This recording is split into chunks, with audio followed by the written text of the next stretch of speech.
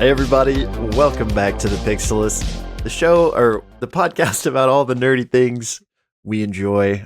I feel that was rusty. I feel out of practice for some reason. I don't even remember what I usually say now. Surprising since we've recorded like 12 million videos in the last week. My This family is true. wants to see me. This is true. If you're listening, Joy, I'll come home soon. Maybe. It's too much content to get through first. That's right. But welcome back to the Pixelists. I'm Will. That's Blake.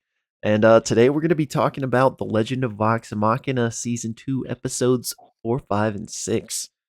Yes, sir. You might have seen our reaction video that I think went up this morning. And I know at least a couple people were like, we want to hear you guys talk about it more. Well, you're in luck because we were saving it for this. Yeah. Yeah. Welcome if you're checking out our video for the first time. And we like to meander into the world of D&D and Critical Role dumb and some Marvel Last of Us content. So we kind of just talk about whatever tickles our fancy. Is that an expression? Yeah. I was going to say pleasures our fancy, then I thought that sounds weird. I don't think it's a bit much. Just tickles our fancy. Tickle. Yeah, I think that's a good way to go. All right, so today any announcements before we're gonna have a lot of videos out this week, so I don't even know how much it's worth getting into announcements. We got this video, we got The Last of Us reaction, Critical Role episode 47, something like that. Gotta talk about that. So yeah, that's a lot. Yeah, a lot of stuff. Check it out. That's it. We're Witcher on season this video. 2. Witcher season 2. I just gotta slide it back in. No, yeah. And then, season 3 and then never again. That's another conversation. Anyway, if you're on this video for Legend of Vox Machina, then I'm going to go ahead and say this because it's probably relevant to you. Going to be doing a watch party for episodes 7, 8, and 9 Thursday night. If you're interested in joining, hit up the Discord. There should be a link in the description. But other than that, this blows my mind, by the way. The season's almost over. Bro, we're halfway done. Yeah. Okay, good. I thought it was 9 episodes, but you saying that now reveals that it is not. Yeah, we got 12. We got 12. Bro, if we were only 9, I would be so depressed right now. Well, naturally, I was going to bed last night and couldn't sleep, and I was just thinking about The Last of Us and Legend of Vox Machina. And I was like, how are they going to wrap this up in 3 episodes? Right. Which I didn't know yet. Wrap it up in 6 episodes. So yeah, the power level just seems so massive between the Chroma Conclave and Vox Machina, even with their first vestige. Yeah. Whenever they were fighting, I can't remember the one's name, the acid one. Umbrasyl. Yeah, when they were fighting Umbrasyl and they had the Sphinx to help out, I was like, oh, this is how it's gonna start. They're gonna kill this first one, and nope, still got totally rocked. Yeah, man, they really are crazy strong because they couldn't even hurt the Sphinx, right. And then this dragon destroyed him basically. So yeah, they got a lot to make up for power level wise. I'm super curious how they'll illustrate those power jumps as the episodes go on, in a way that makes sense. I think Keyleth's and Vax's both made a lot of sense and felt good. Keyleth, by the way, was so freaking awesome. That was amazing. Such an amazing scene. So yeah, I guess we could see a little bit of that for some of our other characters. So yeah, I mean, to answer your question, I think it'll be the vestiges like we saw with Vax. That was not that's not how it was in the campaign, really. I mean, this. You play D&D. Items are nice and they can do cool things, but they don't really make you go Super Saiyan like we saw in the show. Amazing. Yeah. So I think that's kind of how they're translating it, is that these vestiges are so powerful, it really takes you to that next level. So if a few more members of Vox Machina pick one up, maybe that'll, even the playing field a bit with these dragons. And I love the little detail of Vax being the one to volunteer to fight the Sphinx, and being, after we had just seen in 2 episodes prior him shred this not beholder. Yeah.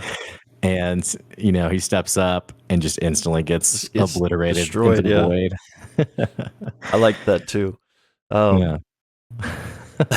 You remember that part where That's exactly what I was just thinking of. We're just gonna keep doing that, I think. That was probably great. um we've obviously already started, but if you guys didn't see our last discussion, that's just kind of how this goes. I'm making breakdown videos if you haven't checked those out, where I'll go into more of like an in-depth analysis of each episode. But for these podcasts, Blake didn't see the original campaign, so like it'll be more of a kind of like him and he asking me questions, and we'll basically just gonna be like talking about parts we like. So just wanted to give that disclaimer. But yeah, no real order of things here, I guess. But Yeah. one thing I Um, just wanted to say in general is they have been doing such a good job of adapting the storyline, first of all, but also making really interesting changes. Like the Umbrasyl Sphinx fight did not happen in yeah. the campaign. Uh, Umbrasyl did not show up at all during that. Oh So wow. that That was happening, nuts for you then, I'm yeah, sure. You're probably uh, like, wait, what? What is yeah. he doing here? And I can see why they're doing it, and it makes a lot of sense. And so like the Sphinx didn't die in the campaign, so that was really sad, especially after their bro down throwdown with Yeah. him and Scanlan, which that encounter didn't happen that way in the campaign either. Um, so all of that was basically new to me, and I really enjoyed it. And you know how Ripley is showing up Yeah. and is like kind of the reason that all happened. Well, that didn't happen in the campaign either. So they're really doing like such a nice job of, again, just translating this story Mhm. whilst making it its own thing at the same time, which is a hard thing to do. Which we're like spoiled right now with that and Last of Us both managing to pull off like adapting an already phenomenal story into like something that can hold its own. Yeah, and it feels like some of it is just purely like storytelling space in the sense of like you have to adapt it because you can't do, you know, dozens of hours in like a Right. just a set of episodes. But also part of me wonders, since you just mentioned The Last of Us, and we won't spoil anything, but we just saw a Last of Us episode drastically different from how it transpired in the game. And it makes me wonder if these creators of The Last of Us, but also now the Critical Role team, if there's a little bit of like if I could do it over again, like this would be interesting, or this might be something fun to try. Not like there's anything wrong with the original or that they see a flaw in their original, but I think that's actually kind of what keeps it fun and exciting is that these creators are kind of still innovating. And what if we had Umbrasyl show up? And it's like, wait, what? Yeah. So No, 100%. I mean, if you're gonna adapt, I mean, it's a little bit different for Critical Role, the D&D campaign, because I mean, it is pretty vastly different just to adapt that into a TV show to begin with, more so than the Last of Us game to the show. But still, I'm not, even with that aside, I think if you're gonna adapt something, you need to make it new in some way, or what's the point, you know? But the difficulty there is staying true to the heart of the original and being right. able to please somebody that's never seen it, and also be able to please those people that came from the original, which we keep throwing these two shows under the bus, but like Witcher and Rings of Power both kind of Yeah. missed the mark on that. One that hasn't that I sense that tension is the Final Fantasy VII remake, where they've made some pretty clear implications on this. I won't spoil it for people, but pretty I clear still need to play it. implications on the ending of the first part that caused like a big stir. And then they basically came out and said like, hey, yeah, we're actually kind of re-envisioning certain plot points. So you feel this tension of like, Interesting. okay, I'm excited, but also like I'm really nervous because some of those big story points is, why you Or play the what? game Yeah, or or what what made you you love it? exactly right. And so, yeah, there's definitely it's a tension that has to be navigated very carefully, I think, but it does seem like they're doing it very well. Yeah, and to that point, I mean, at least thus far, they are staying true to all of the like let's call it cornerstones of the story, but they're making really interesting adjustments or combinations on like the path between those. Um, Hmm. so yeah, just I gotta tip my hat to them. And we already briefly talked about it, but bears worth mentioning again. Just like the visuals, Titmouse is like knocking it out of the park. That Keyleth scene, the vaccine, I vaccine. That's funny. But I don't know. It's just it's been so cool to see this stuff come to life. Whereas previously it was just Well, nerds at a table. and I'm assuming Titmouse, they're big D&D fans or Critical Role fans as well. I know that they've mentioned it in various interviews or their live watch parties that they do that the Critical Role people have met a bunch of people working on the show, and like those people were already critters. Like they watched the Okay. original campaign.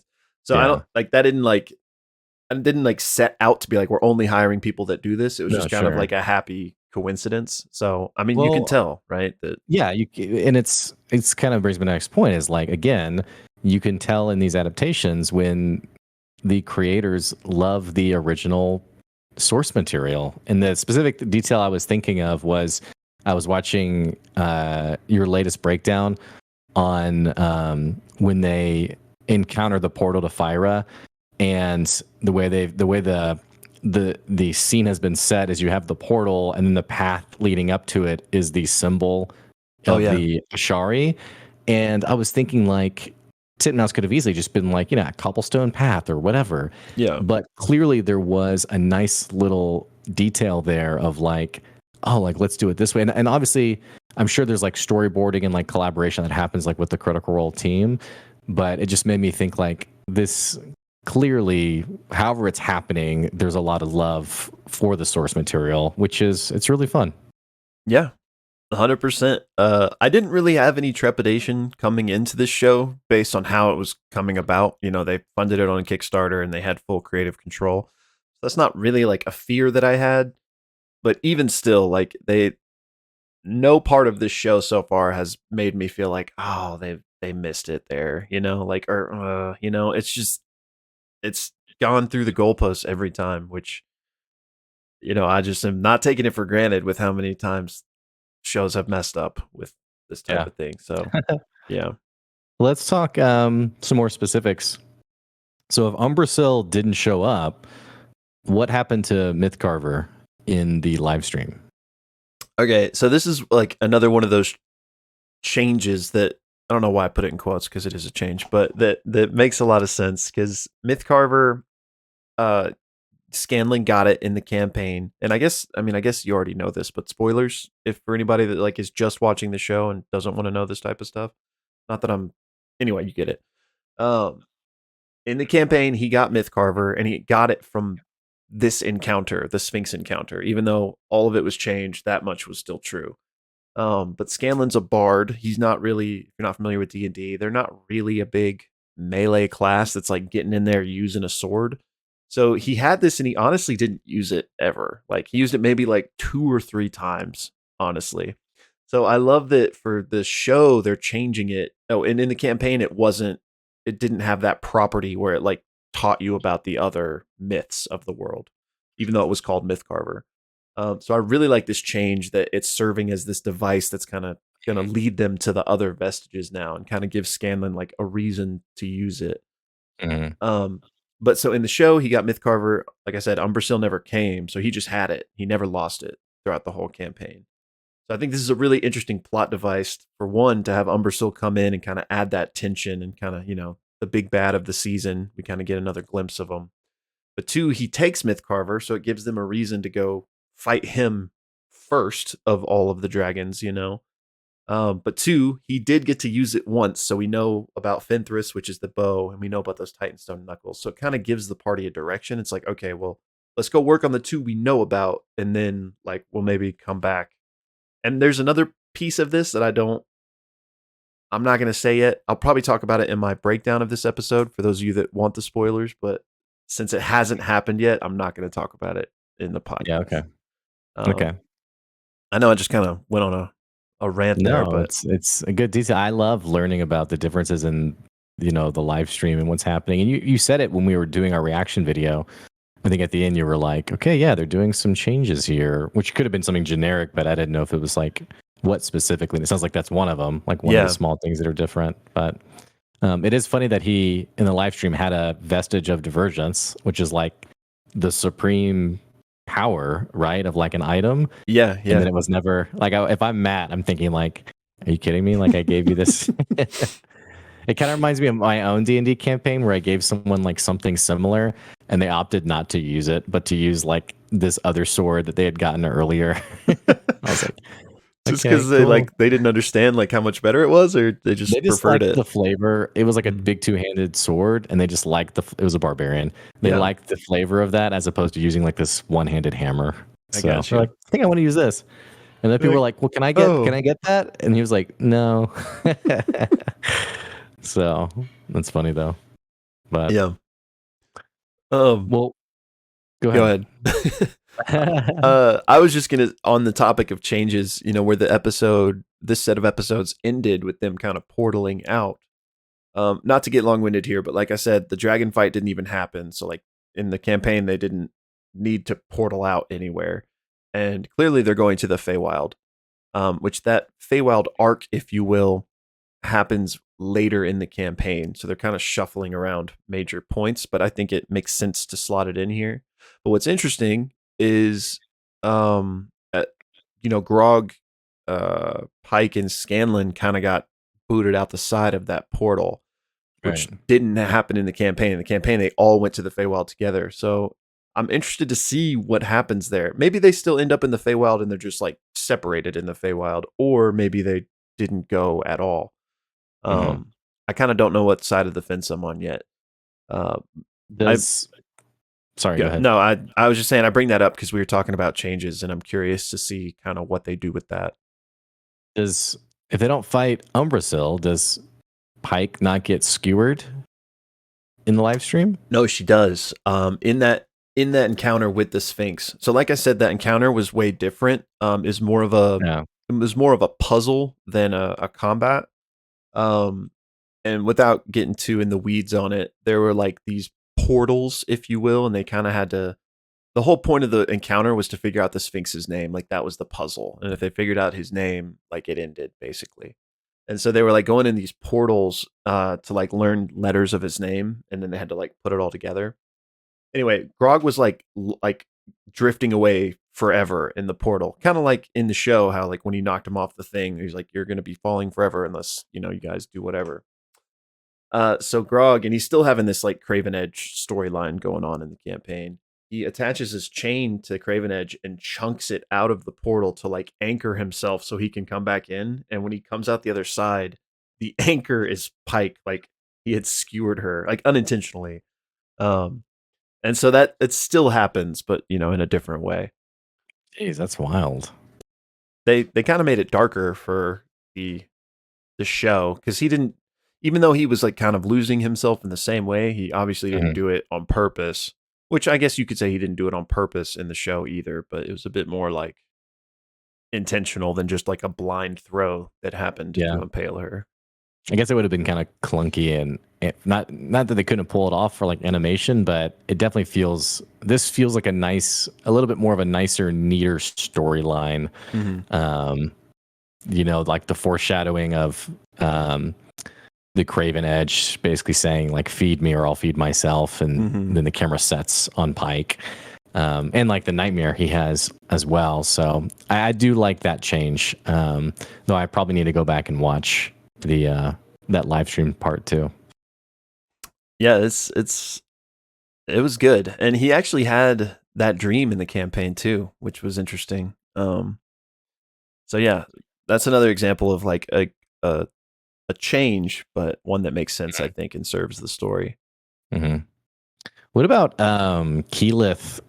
Does she actually go to Fyra in the story and have this big like ascension moment that and also I think Robbie Damon's character even says it, but I guess the implication was someone came and like broke the lodestones, which opened up the portal to Fyra and freed Thordak. Was I following that correctly? Okay. Somebody like So, infiltrated and yeah. Okay. Yeah. But to answer your question, no, not really. As far as the Keyleth thing, in the campaign, they go to Pyra just like they do here because of Thordak and everything. But she'd already done her Oramente at that point. She did it like way earlier in the campaign. And it was just kind of like they traveled there for that reason, did it, and then left. And then during this Chroma Conclave arc, they come back to deal with the portal thing. So I like that they combined it here because it's way more epic this way. Dude, it And was freaking insane. The yeah, music also was yes, crazy. it was Like, I such a wanted to good be like, score. yes. I mean, it was just so freaking cool. It was freaking epic. But yeah, so again, another example of like a really awesome change from the source material. Because yeah, in the original her for her Oramente, it was just like they went and fought some fire elementals. Like it was like a test, which that's what it is supposed to be. You know, they're not counting on some like world-ending cataclysm to happen, and that's your trial. But I just think this is way more epic, and that scene was amazing. But yeah, there was no like ascension to fire elemental the first time or anything like that. Okay. That was such a cool scene, though. And it does make me wonder if this was such a key. This was such a key point in the story. It makes me wonder over the course of the next few seasons, will we see?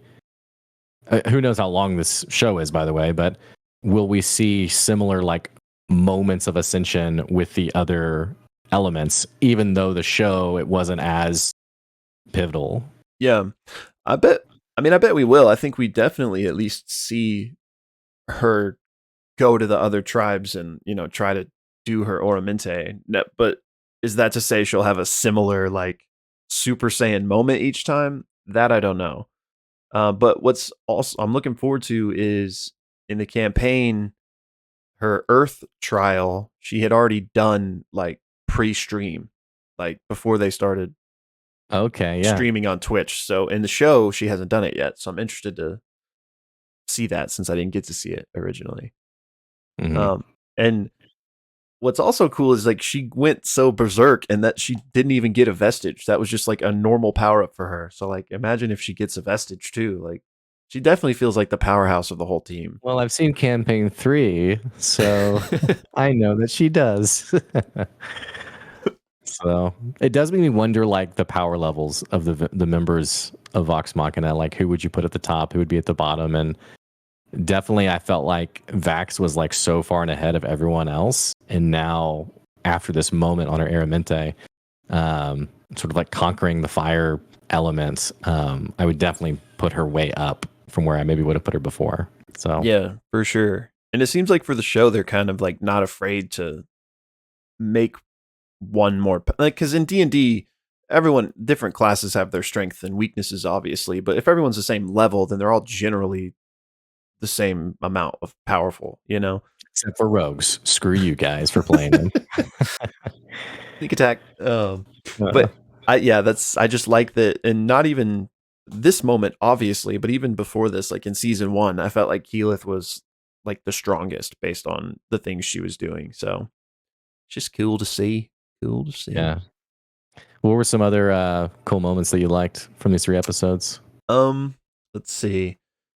Oh, well, speaking of like the strength and stuff, I thought it was really cool how when Grog was going like berserk at the end with Craven Edge, he was like 1v1ing the dragon a bit. Bro, Which previously, yes. he couldn't even like hit him. Yeah, I love that scene where he like drags the blade against the Umbrasyl's armor and it finds like that little spot where it's split and then just like tears it open. That was awesome. So I love that. I'm trying to think what else. There was I like the we're getting some little shipping moments. We got like Percy giving his coat to Vex, which maybe planting some seeds. Yeah. We got I know you've seen campaign 3, so you kind of know, but Vax giving the staff over to Keyleth. Yep. So trying to make her forget about Cash. That's for sure. Notice we haven't seen him in campaign 3, and I'm getting a little curious about that based on some recent data.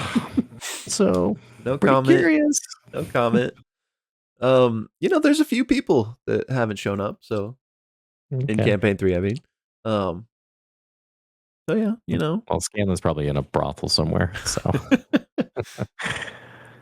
but um, oh, speaking of Scanlan, and I know I already touched on how the whole Sphinx encounter was different, but obviously that didn't happen in the campaign where his like song was the key to wounding the uh, Sphinx. That was amazing. Caught me off guard and every I mean that song was like an actually good song. And I mean that's yeah, true of like everything that Sam has touched. Um it's true though. Every opener that he does for the live stream is always so well done. So it doesn't surprise me at all. yeah. Or even like the speech from Calamity towards the end. Mm. I'm just like, this guy is just a bountiful gift of creativity. Emmy Award winner. Uh so that was great. Um my brain I is kind of loved. Well, good. no, I also loved the man. I'm so curious about what's happening with Vax. We had the awesome not beholder fight where he just 1v1s it and destroys it. But I'm thinking about like those dreams, I guess he was having, or visions, I Yeah. guess. Which it was really cool getting a little peek at what maybe some Calamity animation could look like. Um, his fight with Pervon, but then the scenes afterwards, I was really intrigued by, specifically the one where he kind of like walks in and sees like an old man dying, which I don't know if there's a significance there, if it's just like someone in particular or what, but seeing a man dying and then he turns around and it's the, the Yeah. face jump The jump scare. scare. I wasn't scared. I didn't jump. Same, same. So I'm really curious about those visions and like, what's going on with this guy. And the character's obviously also very concerned, trying to take the Deathwalker's ward off, but Yeah. So I'm not going to go into spoiler territory with my response here. Yeah, I'm not going to, but even still, like these visions are all new. Like he didn't get visions in the campaign. So I really like how they're exploring that relationship between him and the Matron of Ravens and kind of what this deal that he made actually means.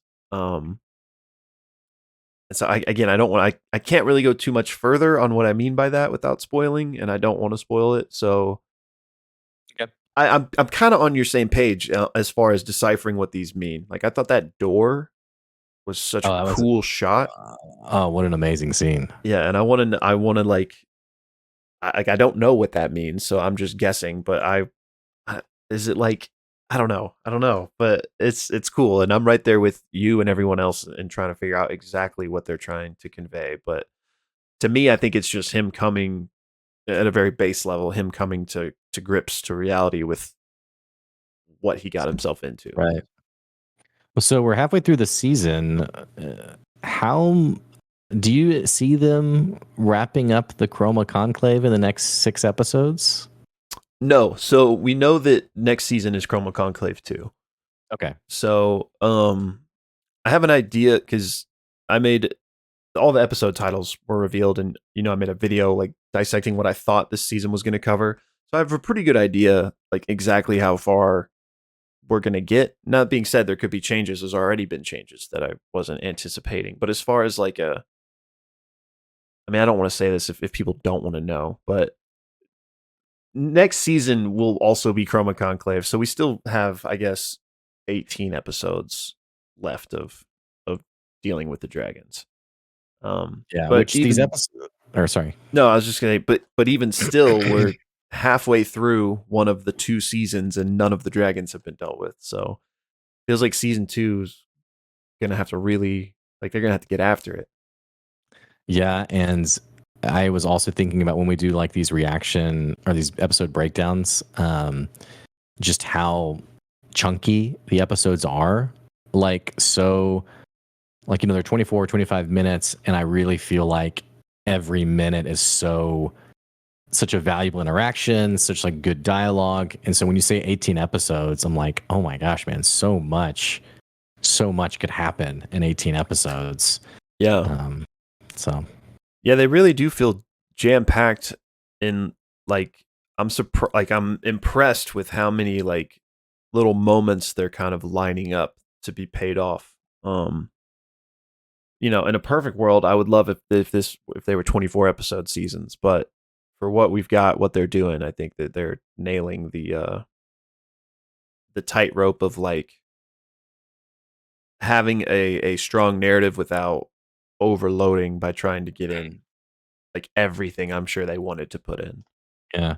Well, they are 24 episode seasons. It's just the other 12 is Mighty Nine. Oh, bro, I cannot wait. I can't believe I don't think we've talked about this since that announcement came out, but like literally the day before you and I were talking about this, because I think we were talking about potential campaign 3, and I was like, yeah, maybe in like a decade, and the next day we got that announced, which they haven't said like the realistic timeline for when that might come, because maybe even though they announced it, maybe they still wouldn't put it out until Vox Machina had concluded, or maybe not. Maybe they would release them concurrently, not meaning like the same literal time, but maybe like one at the beginning of the year, one at the end of the year type of thing. I hope it's the latter, because that means we might get campaign 3 sooner than later. And I'm just excited for 99. I want that for sure. Yeah, I would love that. Yeah, it's exciting. It's exciting times to be a Critical Role fan, a little critter. So yeah. Anything else from this block of episodes you want to talk about? Probably, but my mind is like mush. I've just been working on these breakdowns ever since they aired, so it's kind of just all like jumbled around in there together. I'm glad we let you out of the studio closet to sit down with us today. Yeah, me too. But I'm gonna need you to get back there. So I love yes, by sir. the time you finish your block, a new block has released. That's literally what happened last week. I think. So at the time of recording this, I've done 2, so all I have left is episode 6. So unless the power goes out again, like what happened to me last week, I think I should have this one out by tomorrow, which will give me a nice day off before the new ones drop. So excited for that. Yeah. I was texting Will. I deleted all of my project files permanently from my editing software. That is awful, man. Yeah, it felt really bad. There's no way. It is for sure 100% gone. Was it related to the font?